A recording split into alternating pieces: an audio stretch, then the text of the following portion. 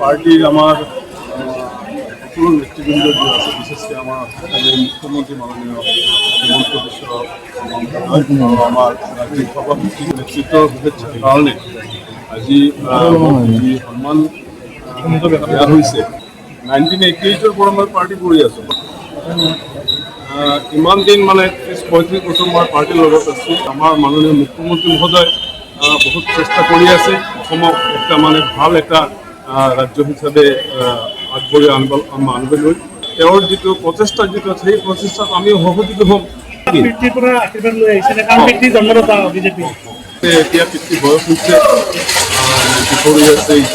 মাননীয় মুখ্যমন্ত্ৰী যেতিয়া মোক জনালে এনে এটা ডিচিশ্যন হৈছে, এটা ডিচিশ্যন হৈছে পাৰ্টিৰ ফালৰ পৰা মোক ৰাজ্যসভাৰ কাৰণে দিয়া হৈছে।